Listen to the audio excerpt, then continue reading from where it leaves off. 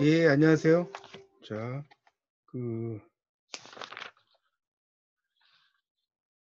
지난 시간에 그 앞에 그 42쪽인가요? 거기 그 이른 시기 한 시도 했고, 고구려 백지의 노래, 이런 걸 좀 설명을 드린 것 같고요. 그래서 이제 백지의 노래가 여성의 노래다. 42쪽을 보면, 백지의 노래가 여성의 노래다. 그런 이야기도 좀 드렸던 것 같아요. 그리고 이제 43쪽부터 좀 설명을 드리겠습니다. 43쪽. 자, 여기 43쪽에 이제 보시면, 이제 그 신라 유리왕이 이제 기원전 28년에 백성을 돌보는 조처를 하자 민속이 즐겁고 편안하게 되었다. 그의 도솔가를 지었다고 나왔죠. 도솔가. 이 도솔가를 이제 지었다고 나옵니다. 그래서 이제 이게 가학의 시작이라고 나옵니다. 그리고 이제 그 도솔가를 처음 지었는데 차사 산액격이란 말 있죠. 차사 산액격. 이 차사 산액격이라고 할 때 이 차사는 감탄사를 말하는 것이고요. 그다음에 사내라는 것은 고뇌를 노래한다는 뜻입니다. 고뇌를 노래한다. 이런 뜻으로 이제 쓸 수가 있습니다. 그래서 이제 유리왕은 이제 그 제3대 신라의 통치자였다는 것이 나오고 있죠. 그래서 이제 원래 이제 무당이라는 게 이제 그 왕, 옛날에 무당이 왕이라고 그랬죠. 그래서 재정일치다 기억나시죠? 재정일치. 이 재정일치라는 것은 뭐냐면 제사장이 정치를 한다 이런 이야기예요. 이게 재정일치거든요. 결국 제사장은 무당이죠. 무당이 왕이라는 그런 의미로 쓰입니다. 그래서 이제 유리왕이 이제 뭐 정치를 잘했다는 것이 나오고 그 밑에 단락에 보면 그래서 이제 이 도솔가라고 하는 것을 이제 지었다는 거죠. 이 유리왕이. 근데 이 도솔가라고 하는 것은 이게 이제 좀 알아두실 게 두 가지가 있어요. 하나는 유리왕이 지은 그 도솔가라는 게 있고요. 또 하나는 이제 그 월명사죠. 월명사. 월명사가 지었다는 그런 도솔가가 또 있습니다. 그러니까 유리왕이 이제 지었다는 이 도솔가는 이게 전해지지 않는 거고요. 이 월명사가 지은 것은 이제 전해진다라고 이제 써놓을게요. 지는 것이라고 볼 수가 있겠습니다. 그래서 이제 도솔가, 그래서 이제 월명사 그 제일 마지막 줄 있죠. 그러니까 지금 도솔가도 있다라고 나오고 있죠.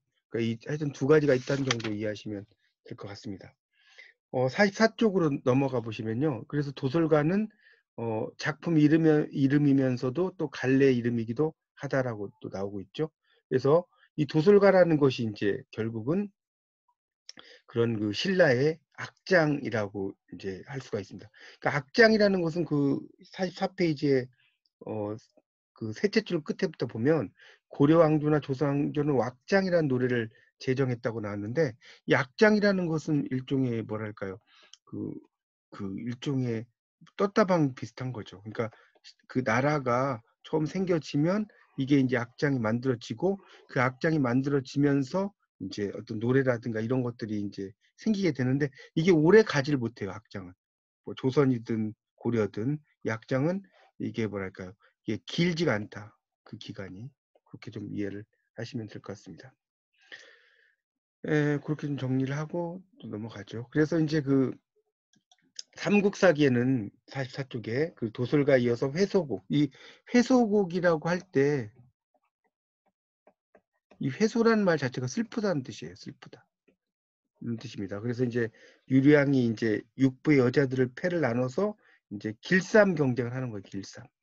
길쌈 경쟁을 하는데 여기서 이제 진 쪽이 이제 회소 이렇게 불렀다는 거예요. 이 회소라는 말 자체가 슬프다라는 그런 의미를 가지고 있습니다. 회소라는 말 자체가 슬프다라는 뜻을 갖고 있어요. 지금 44쪽 보고 있습니다. 뭐 그런 내용을 쭉 읽어보시면 될 것 같고요. 그 다음에 이제 그 밑에 보면 이제 그 밑에 단락에 악이라고 한 것만 아니고 무곡 가라고 한 것들도 있었다라고 났죠. 무는 춤이고 곡은 기악곡이고 그 다음에 이제 그 그렇죠. 곡은 기악곡이라는 거죠. 가라고 하는 것은 이제 보통 악기가 연주가 되는 거, 가도 마찬가지로 악기가 연주가 되는 거예요. 우리가 가요라고 이야기할 때 요는 악기가 연주가 되지 않는 거를 말하고요. 이 가는 악기가 연주되는 거라고 이해를 하시면 될 것 같습니다. 그런 내용들도 좀 알아두시고요. 그다음에 이제 물계자가 그 밑에 단락에 보면 지었다는 것도 나오죠. 물계자는 사람 이름입니다. 사람 이름 물계자가 그런 거 있고요. 그다음에 뭐 눌지앙 때 우식곡 여러 노래들이 나오고 신라는 국력이 커지고 국토를 넓히자 이제 좀 더 넓혀가는데 특히 이제 진흥왕 때 보면 그 밑에 보면 진흥왕의 그 네 번째 단락에 순수비라는 게 있어요. 이 순수비라고 할 때 이 순수라는 것은 한자로 좀 써주시면 좋겠는데 이렇게 씁니다. 그래서 이 순수란 것은 순수하다 이런 의미가 아니에요. 순수하다는 뜻이 아니고 이 순수는 순찰이라는 뜻입니다. 순찰. 영어로 이제 퍼트롤이라고 하죠. 페트롤카 이런 것처럼 이 순찰을 이제 그 순수라고 이야기를 합니다. 그래서 이 교화하겠다는 그 포부 실현의 방책을 이제 받아들였다는 거죠. 그러니까 임금이 나라를 살피면서 돌아다니는 것을 순수라고 했다라고 이해를 하시면 될 것 같습니다. 그렇게 정리를 하시면 됩니다.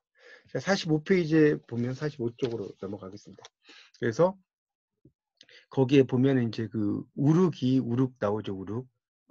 두 번째 줄에 세 사람의 처사를 불만스럽게 여기다가 연주를 들어보고는 눈물을 흘리면서 감탄하기를 즐거우면서도 난잡하지 않고 애조라는 것은 슬픈 곡조라는 뜻입니다. 슬픈 곡조를 띠면서도 비통해하지 않다 이렇게 나왔죠. 그런 것을 이제 이야기를 한다는 겁니다. 그래서 이제 그런 신라의 노래가 상당히 높은 수준까지 이르게 되었다는 내용으로 지금 설명을 하고 있어요. 신라의 노래 자체가 상당히 그 높은 수준에까지 이르게 되었다. 이렇게 좀 여기 정리를 좀 하시면 될 것 같고요.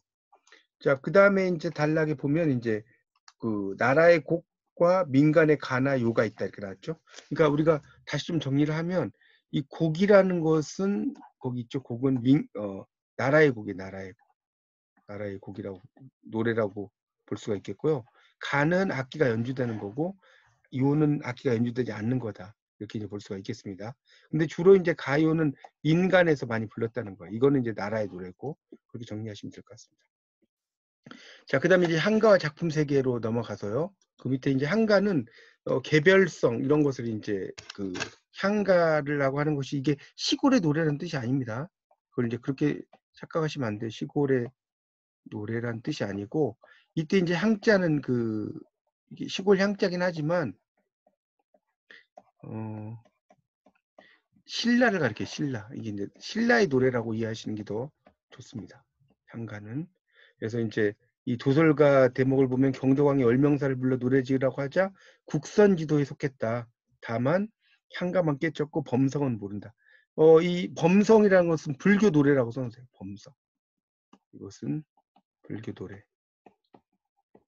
이렇게 이제 보시면 됩니다. 그래서 이제 이 국선지도라고 하는 것은 일종의 그 화랑들과 어떤 연결이 되는 어떤 스님들을 이야기를 한다라고 보시면 되겠습니다. 그래서 이 향가라고 하는 것 자체가 이제 그 국선지도, 그러니까 월명사는 그 밑에 나왔죠. 화랑 집단의 종교적, 정신적 지도자에서 국선지도에 속한다라고 설명이 됐습니다. 그 다음에 이제 월명사가 죽은 누이를 제를 지낼 때 향가를 지었는데 재단에 놓은 종이돈이 휘몰아져서 서쪽으로 갔다고 했다고 나왔죠. 그래서 이제 거기에 보면 이게 이제 제망매가예요. 제망매가. 죽은 누이를 애도하는 노래. 제망매가라는 것은 이 망매는 죽은 누이란 뜻입니다. 누이. 거기 이제 제망매가를 여러분이 고등학교 때 배우셨겠지만 삶과 죽음의 길이 여기 있음에 나는 간단 말도 못하고 갔느냐. 어느 가을 이른 바람에 여기저기 떨어지는 잎처럼 한 가지에 나고 같은 가지에 나고 가는 곳을 모르겠다. 그래서 미타찰 이게 극락을 가리켜요. 미타찰이라는 게 극락에서 만날 나는 도 닦아 기다리고다. 그러니까 도 닦으면서 기다리겠다. 이렇게 이제 이야기를 해서 그 노래를 불렀는데 이 종이돈이 서쪽으로 날아갔다는 거예요. 이 종이도는 이제 지전이라고도 하죠. 다른 말로. 그러니까 이 서쪽은 뭐냐면 서방 정토를 가리키는 거예요. 서방 정토. 극락 세계죠. 극락 쪽으로 날아갔다는 그런 내용으로 이해하시면 될 것 같습니다. 자, 그 다음 페이지 넘겨보세요. 46페이지 넘겨보시면, 그래서 이제 이 한가라고 하는 것에 대한 설명이 이제 또 쭉 나오는데, 그 위에 있는 것은 뭐 넘어가도 될 것 같고요. 거기 세 번째 단락을 좀 보도록 하겠습니다. 46페이지. 오늘은 제가 어디까지 좀 볼 거냐면 73쪽까지만 볼게요. 73쪽. 73쪽까지만 볼 테니까 보세요. 46쪽에 이제 보면, 그래서 이제 세 번째 단락의 넷째 줄에 집단적, 개인작, 주술적 서정시인 것은 이렇게 나왔죠. 이 한가는 보통 이 한가를 부르는 사람들은 낭승이라고 그래요. 낭승. 한가의 이제 작자층을 보면 낭승이라는 건 뭐냐면 화랑과 승려를 가리켜요. 화랑과 승려를 이제 한가의 작자층이라고 볼 수가 있습니다. 그래서 향가는 그 밑에 단락이 있죠. 사내가 다 개인의 어떤 고뇌를 노래한다는 거고요. 이 충담사에게 찬 기파랑 사내가 있다고 나왔죠. 그러니까 찬 기파랑은 찬 기파랑 사내가는 이게 무슨 말이냐면 찬 기파랑가가 있어요. 찬 기파랑가. 그러니까 기파랑의 인격을 찬양하는 노래인데 그것을 이제 찬 기파랑 사내가라고 이야기했습니다. 여러분 이제 향가에서 조금 설명을 해야 되는데 향가는 이제 사구체 향가가 있고요. 8구체 한가가 있고요. 10구체 한가가 있습니다. 그러니까 4구체는 4줄, 8구체는 8줄, 10구체는 10줄인데 그래서 이제 보통 이 산해가는 4구체에서는 이렇게 이야기를 하기가 힘들어요. 산해가는 보통 이제 산해가라고 하는 것은 약간 그 낙구라고 해서 감탄사가 있어야 되거든요. 주로 아으라든가 이런 것들. 근데 4구체에서는 아으가 나올 수가 없어요. 노래를 시작했네, 노래 끝났네처럼 폼을 잡으면 끝나버리니까. 그래서 보통 8구체와 10구체를 산해가라고 보통 이야기를 합니다. 창기파랑가도 이제 그런 그 뭡니까 산해가에 속한다고 볼 수 있죠. 4구체가 아니니까 그런 이야기를 써놓은 겁니다. 그런 정도로 이해하시면 될 것 같고요. 그다음에 향가라는 게 정말 많이 있었는데 그 많이 이제 전쟁이 나서 불타져서 많이 없어졌어요. 그러니까 뭐 그 일본 같은 데는 만엽집이라고 해서 실제로는 한 8,000작품 정도 되는데 만엽집이라고 하는데 우리는 다 해봐야 향가가 다 해봐야 삼국 유사의 그 하고 균여전하고 이렇게 해서 한 뭐 26 작품 뭐 이 정도밖에 안 돼요. 한가가 몇 작품이 되질 않죠. 그러니까 그 다 없어졌다는 것이 말이 맞다라고 볼 수가 있겠습니다. 그다음에 이제 한가는 그 밑에 46쪽의 마지막 단락에 향찰이라고 이제 써졌는데 향찰이라는 것은 뭐냐면 음독 플러스 훈독이에요. 그러니까 음부분과 뜻부분이 있다는 거예요. 훈이라는 건 뜻이거든요. 이런 것을 가리킨다는 겁니다. 그러니까 47쪽의 첫째 줄에 천리라고 이제 썼죠. 네천자의 리자. 이거 이제 나리. 그러니까 네가잖아요. 나리라는 때 나는 네가. 그다음에 월하리. 월하리라고 써놨잖아요. 달월자. 그러니까 이거는 달아리로 해독하는 근거도 있다라고 설명을 해놓고 있습니다. 자, 한가위 실제로 이제 넘어가도록 하겠습니다. 자, 47쪽에. 그래서 이제 특히 그 중에서 헌화가가 나왔는데 헌화가는 꽃을 꺾는 노래죠. 그래서 이제 성도강 시절에 순정공이라는 사람이 수로 부인이 있어요. 수로 부인과 함께 강릉 태수로 부임을 했을 때 이제 노래를 불렀다는 겁니다. 그래서 이제 이 헌화가에 보면 이제 부인이 철쭉꽃을 탐내자 이게 철쭉이 이렇게 벼랑에 이제 꽃이 이렇게 피어 있었는데 그때 이제 그 암소를 끌고 지나가던 노인 밑줄 쫙 쳐놓으세요. 이걸 이제 견우노옹이라고 그래요. 소를 끌고 다니는 늙은 할아버지란 뜻이죠. 견우동이 이제 꽃을 꺾고 소를 놓고 소는 보통 이제 깨달음을 상징하는 경우가 많습니다. 깨달음. 우리가 와우정사라고 있죠. 용인에 가면. 그러니까 이때도 이제 와우라는 게 실질적으로 누워있는 소란 뜻이 아니고 산의 모양이 누워있는 소 같아서 와우예요. 근데 깨달음이죠. 한용운이 있었던 곳이 이제 시무장이잖아요. 시무장. 소를 찾는 집이란 뜻입니다. 그러니까 이런 것도 깨달음과 관련이 있어요. 그랬을 때 이제 노인이 그 꽃을 이렇게 그 성큼성큼 올라가서 꺾어서 그 수로분에게 바치면서 부른 노래죠. 그 다음에 이제 해가라고 하는 것은 이제 해가 이거 앞에서 한번 이야기했죠. 구지가하고 비슷한 것처럼 해서 그 거부가 수로부인을 내놔라 뭐 이런 이야기죠. 9595 출수로 거부가 수로 부인을 내놔라. 그래서 약인 부녀 제하급. 남의 부녀자를 빼앗은 죄가 얼마나 크냐. 뭐 이런 식으로 나오거든요. 그래서 네가 내놓지 않으면 그물을 쳐서 잡아먹겠다. 뭐 이런 식으로 쓰거든요. 그런 것도 이제 해가. 근데 재밌는 것은 이 해가에 나오는 노인과 견우노 그 헌화가에 나오는 노인이 어떤 동일 인물로 이제 볼 수가 있다는 거죠. 왜 그러냐면 수로 부인이 해가에도 수로 부인이 잡혀가요. 그다음에 이제 그 여기 헌화가에도 수로 부인이 꽃을 따달라고 하고 이런 것들은 정확하게 이제 뭐 다양한 해석이 나올 수가 있고 그 꽃을 따달라고 한 걸 보면 이 수로 부인이 아마 무당했을 거다. 그런 이야기입니다. 읽어보시면 거기 나오죠. 그 47쪽에 한가의 실제 한 10줄 정도 쭉 내려가면 수로 부인은 이제 용모가 아름답고 궁벽한 곳을 지날 때마다 귀신에게 빼앗긴 바가 있다. 수로 부인이 무당이 아닌가 추측을 자아내게 한다. 그게 나왔죠? 그래서 이제 헌화가와 해가는 구슬하면서 부른 굿노래다 이렇게 나오고 있습니다. 그런 내용으로 쭉 설명을 하고 있으니까 한번 읽어보시면 될 것 같습니다. 그래서 이제 그 밑에 단락에 이제 보면 마지막 단락 굿노래야 되다는 건 아니지만 나라에서 그런 그 보낸 무당이 정치적인 목적으로 활용했기에 향가에 편입되거나 한문으로 번역되어 남아있는 예외적인 처우를 받은 듯하다. 그렇죠? 그 당시에는 이제 입으로 이렇게 전해졌는데 나중에 이제 이게 그 아니요 한글로도 번역이 된 거죠. 조선 때 이제 훈민정음이 만들어지고 그랬으니까 그런 이야기를 써놓은 겁니다. 그래서 이제 밑에 셋째 줄에 보면 헌화가는 개인 창작시다. 그다음에 해가는 그 굿노래를 이용해서 이제 자료만 소개했다고 했는데 아까 해간 설명을 드렸고요. 넘겨보십시오. 수로 부인을 빼앗아간 용은 악용이다. 이렇게 나왔죠. 그 48쪽을 보면 그래서 이제 그런 내용들을 이제 쭉 설명을 해놨습니다. 그러니까 구출하는 유형이라는 거예요. 거기 보면 그 48쪽에 보면 셋째 줄에 희생의 제물이 되어 용왕에게 잡혀간 부인을 구출해내는 토라 유형을 되풀이했다라고 나오고 있습니다. 자, 다음 단락에 보면 이제 해성가는 융천사가 지었다고 나왔죠. 융천사. 화랑 셋이 풍악에 놀러 가려고 할 때 해성이 나타나서 이제 이 심대성이라는 것은 별이라고 생각하시면 돼요. 별을 이제 범했고 불길함을 느끼자 융천사가 노래를 지었다.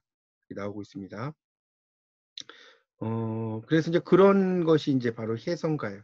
해성이 나타났다는 건데, 그러니까 이게 이제 여러분이 나중에 좀 공부하시겠지만, 해성은 일종의 이제 왕을 의미하기도 해요. 그래서 하늘에 막 해가 두 개일 경우, 해가 두 개다 이것은 왕이 되려고 하는 자가 또 생겼다는 거거든요. 그런 이야기를 쭉 써놓은 게 해성가입니다. 그렇게 이해하시면 될 것 같습니다. 자, 불교를 따른 노래로 이제 보면 그 밑에 그 원앙생가가 있어요. 제일 마지막 단계 48쪽에 극락왕생을 원한다는 뜻이에요.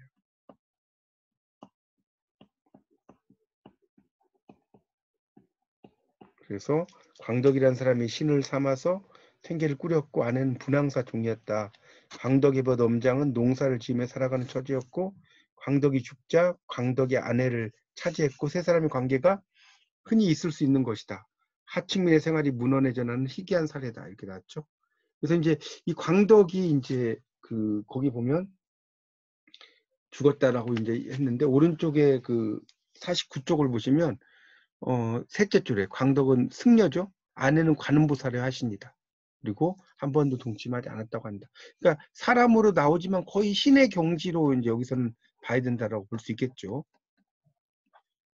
그다음에 49쪽에 이제 밑에 단락에 이제 보면 그래서 그런 내용들이 이제 쭉 있습니다. 그러니까 그런 그 광덕의 이야기 이런 것들과 관련 있고 또 분황사 종이 관음보살의 화신이었다. 그러니까 변해져서 화신이라는 것은 이제 변해져서 이루어진 사람이라는 뜻이에요. 이렇게 용어를 이렇게 화신이라고 하는데 그래서 이제 이 천한 몸을 해서 그러니까 이 광덕이라는 사람의 몸으로 변했다는 뜻이겠죠. 원래 화신이었는데 그런 내용을 쓴 겁니다.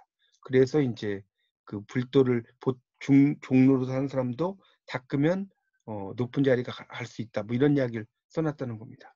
그렇게 이해를 하시면 될 것 같습니다. 자, 월명사, 충담사도 이제 나오는데 월명사는 이게 이름으로 보면 달월자의 밝은 명자거든요. 그러니까 이 월명사가 지나가면 달도 막 함께 따라갔다는 거예요. 이름 자체 의미로 보면. 그래서 이제 월명사라는 뜻으로 이해를 하시면 될 것 같습니다. 그래서 이제 월명사가 이제 있는데 그 밑에 좀 내려가 보세요. 거기 49쪽에 밑에서 한 셋째 줄 정도부터 보면 지나친 개혁에는 저항이 있다. 경덕왕이 자기 권력을 강화하면서 추진하는 일련의 조치에 대해서 이 진골 세력이 반발을 했다는 거죠. 우리가 이제 그 진골이라는 게 있지 않습니까? 우리가 그 보면 성골, 진골이라고 해서 양쪽 부모가 이제 다 귀족 출신이냐, 한쪽 부모만 귀족 출신이냐. 그래서 이제 막 성골, 진골 이렇게 이야기를 하거든요. 이해 가시죠? 그러니까 진골은 이제 주로 한쪽이 귀족 출신인 거죠. 그래서 이제 반발했고 왕위를 위협했는데 해가 둘이 나타났다는 것은 왕을 이제 위협하는 자가 있다는 소리. 거기다 써놓으세요. 49쪽의 마지막 줄에 해가 둘이 나타났다는 것은 그런 의미로 쓰인 거고 50페이지 넘겨보세요. 그래서 첫째 줄에 보면 해는 군주를 상징하고 해가 둘이 나타났다는 것은 왕에 대한 도전이다 이렇게 써놨죠. 그런 내용으로 쭉 설명을 하고 있습니다. 그런 내용 정도 보시고 거기 그 50쪽의 두 번째 단락 월명사처럼 이제 이렇게 미력을 숭상하고 향가를 짓고 거리를 돌아다니는 시인은 화랑의 전통에 미련을 갖는 예외자가 되어서 이제 이렇게 다녔고 달밤에 피리를 불면서 이제 길을 지나가니까 달이 가길 멈췄다 이런 것도 이야기를 하고 있죠. 그 다음에 이제 제망매가는 월명사가 죽은 누이를 위해서 그 지었다고 나왔어요. 그래서 광풍 이런 게 일어났다고 나오고 그 다음에 저기 아라고 이제 나오죠. 마지막 줄에. 이게 이제 감탄사입니다. 아는 별도로 첨부되어 있다는 거죠. 그리고 이제 충담사라는 것은 이름으로 보면 충성스러운 이야기라는 뜻이거든요. 충담이라는 게. 충성스러운 이야기. 그래서 이제 찬 기파랑 사내가라는 것이 매우 높다는데 그런가? 찬 기파랑가가 상당히 이제 그 뭐랄까요. 회화적인 수법 이런 것들이 상당히 뛰어나죠. 표현이.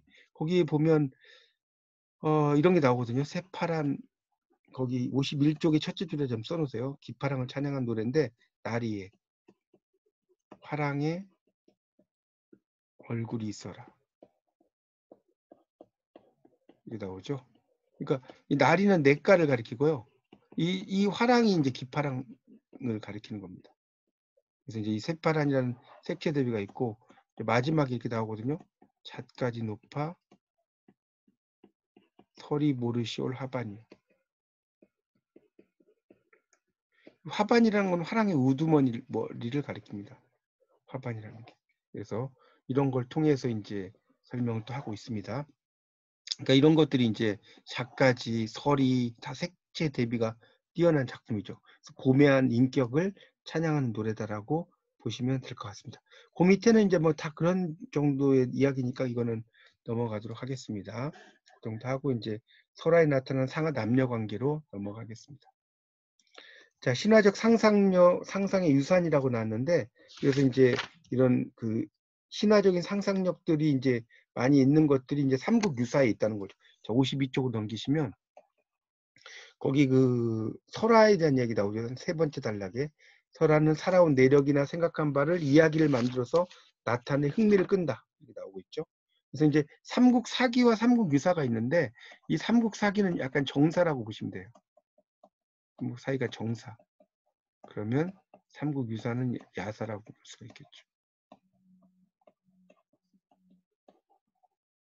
이렇게 볼 수가 있습니다. 그래서 이제 이 삼국 유사, 그래서 일련이 이제 그런 그 뭐죠, 설화적인 거. 그래서 삼국 유사의 그 향가가 다 나오는 거예요. 향가. 한국 유사에 보면 향가가 이제 막 등장을 하게 됩니다. 그래서 이제 설화라고 하는 것은 이제 그런 그 동일한 양상을 유지하지 않고 역사적인 변천도 많이 겪었다 나오죠. 설화라는 것은 옛날 이야기라고 생각하시면 됩니다. 옛날 이야기가 계속해서 이렇게 변화를 겪었다는 이야기가 나오는 것이고 그 밑에는 뭐 그냥 넘어가겠습니다. 이건 그게 중요하지 않고 53페이지에 세 번째 단락 삼국유사 기이편 나왔는데 그러니까 그 기이라는 것은 기이한 이야기죠. 기이한 이야기를 써놨다는 거예요.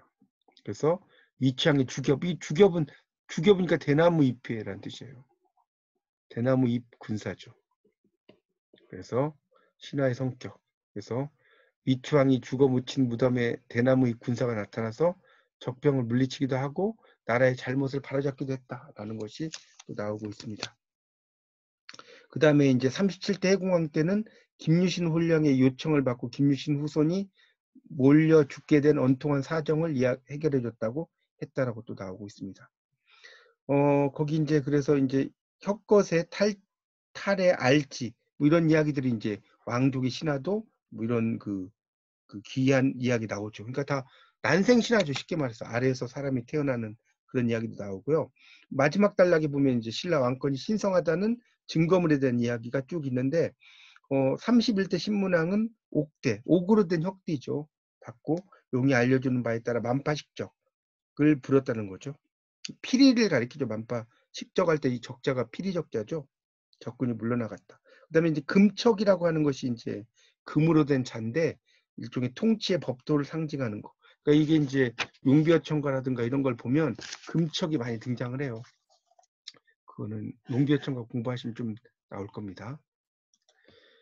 54쪽에 보면 그래서 이제 그 신화가 후대로 계속해서 이어졌다는 겁니다. 그래서 이제 거기 54쪽에 그 네 번째 줄에 보면 가문신화라는 것이 만들어져서 족보로 가고 그 다음에 좀 밑줄 쳐놓으세요. 그 54쪽에 다섯째 줄에 신화의 전승에 더욱 중요한 통로는 민간의 하층 무당이 부르는 서사무가였다. 서사무가라는 것이 등장을 하고 있습니다. 또 고승의 신이한 행적이라고 나왔는데 이것도 이제 일종의 기이와 비슷한 거죠. 신이한 행적을 이야기하는 내용들을 쭉 설명을 해놓은 겁니다. 여기도 읽어보시면 그런 내용이죠. 거기 그 불교에 대한 이야기가 이제 특히 창각 자체가 불교에 대한 노래가 많다고 아까 말씀을 드렸죠. 그래서 54쪽에 보면 이런 그 불교 두 번째 줄에도 보면 수루왕을 두고 한 이야기가 좋은 본보기다. 하늘에서 바닷가로 떨어진 알이 사람이 되어 나라를 다스린 이가 수루왕이다. 나찰녀가 동룡과 어울려 다니느라고 4년 동안 오곡이 여물지 않자 수루왕이 주술로 금하려 했지만 뜻을 이루지 못했다. 이런 말 나오죠. 그다음에 이 수루왕을 등장시킨 거.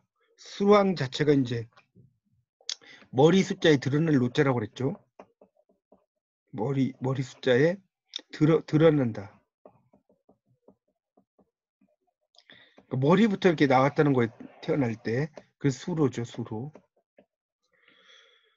그 수로 부인할 때는 이거라고 했죠, 수로 물길. 그래서 이제 이건 양수 이런 것을 의미한다. 그래서 이름이 다릅니다, 한자로. 그래서 이제 그 수로왕을 등장시킨 것이 이제 신이한 통치자로 통치자도 부처를 따르지 않을 수 없다 이런 이야기를 쓴 것이고 불교 신화가 이제 상당히 이제 그 이 속에 많이 나왔고 그 밑에 보면 이제 동해 어룡이 소리를 내는 돌로 변해 이름을 만어사라고 하게 되었다. 사찰 연기담. 연기담이라는 것은 좀 한자로 쓰는 게 좋을 것 같은데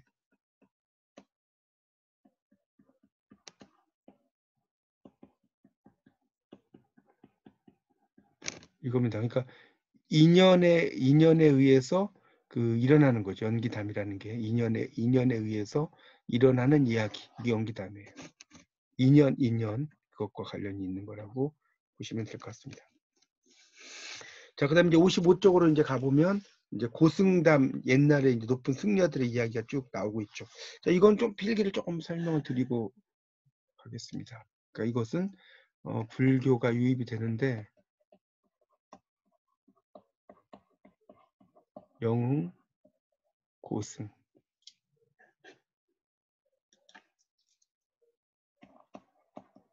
이렇게 이제 이야기 나오죠. 이런 것들이 바로 이제 외래설화의 유입이다.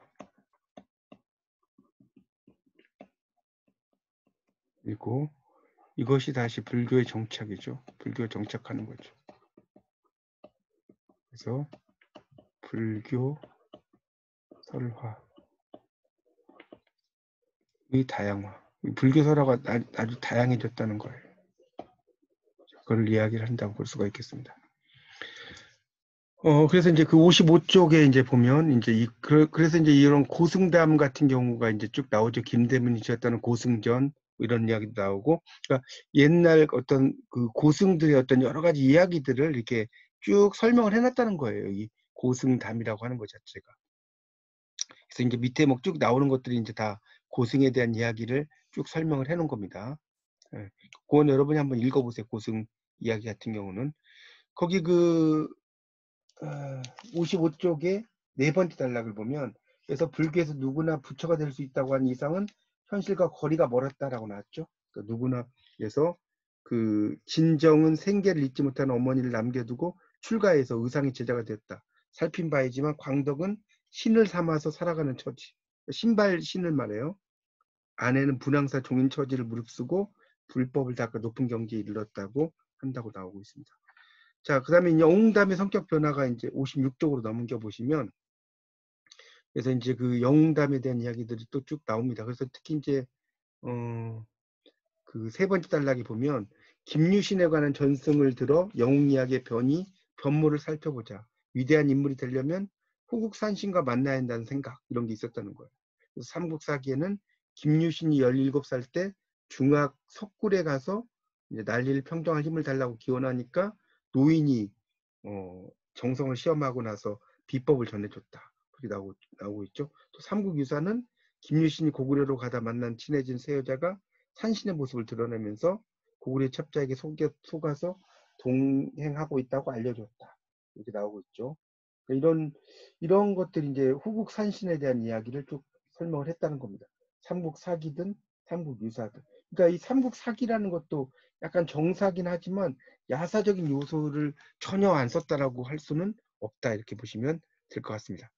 자, 56쪽의 마지막 단락에 그래서 여신이 다가왔다는 것은 유교를 내세우는 남성 중심 사회가 되기 전에 고유 신앙을 근거로 마련한 선행의 사고 형태다라고 나왔습니다. 자, 57쪽의 둘째 줄을 보면 그래서 이제 이 소설에도 모습을 나타내는데 조웅전이 나와요. 조웅전. 이 조웅전 할 때 이제 웅은 수컷 웅자인데 이 일종의 창작계 군담 소설이라고 하죠. 실제로 존재하지 않는 인물을 이렇게 쓰는 걸 창작계 군담 소설이라고 이야기를 합니다.